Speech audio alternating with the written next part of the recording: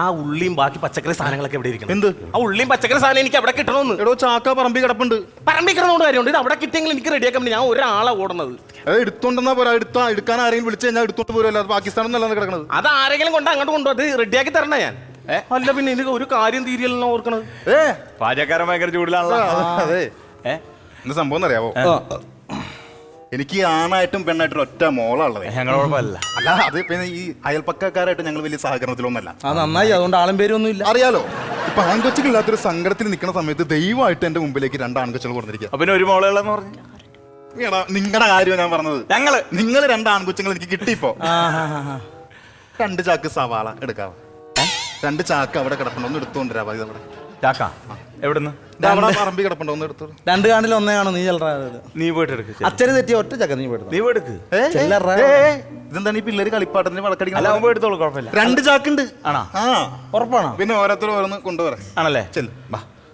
നീ വന്നേ. ദൈവം നമ്മുടെ കൂട്ടാ കേട്ടോ.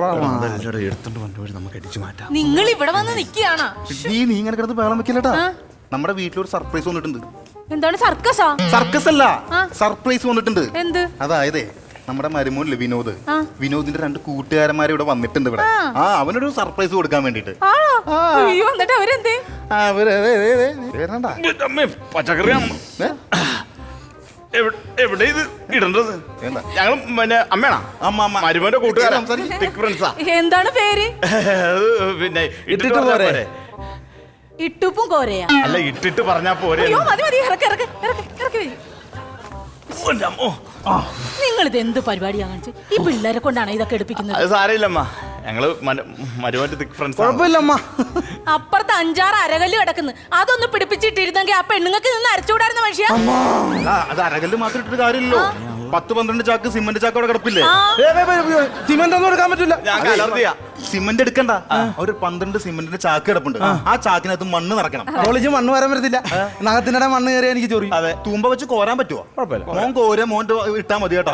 ആ 12 ചാക്കിനകത്ത് ഒരു 3 ചാക്കിനെ കയറ്റി വെച്ചിട്ട് അതിന്റെ മുഖത്ത് അരകല്ല് വെക്കാം. അതാകുമ്പോ പെണ്ണുങ്ങൾക്ക് അരയ്ക്കാൻ സുഖമാണ്. അങ്ങനെയാണെങ്കിൽ അരകല്ല് ഒക്കെ എന്റെ തലയിലേക്ക് വെച്ചാൽ അവിടെ നിന്നൊരു പെണ്ണിന് ഇങ്ങനെ ഇറക്കാൻ പാടില്ല. ഇരിക്കുവാ എന്റെ അമ്മ. അരകല്ലൊന്നും എടുത്തിട്ടതാ. അല്ലെങ്കിൽ കുറച്ചു നേരം ഒന്ന് വേണ്ടത് അരകല്ല് എടുത്തിട്ടോ അല്ലെങ്കിൽ പാചകത്തിന് അരപ്പ് കൊടുക്കണമെന്ന് വാ. എപ്പോഴും പറയും ദൈവം നമ്മുടെ കൂടെ. അത് അച്ചിട്ടാ. വേറെ ആരും ഇല്ല ഇവിടെ.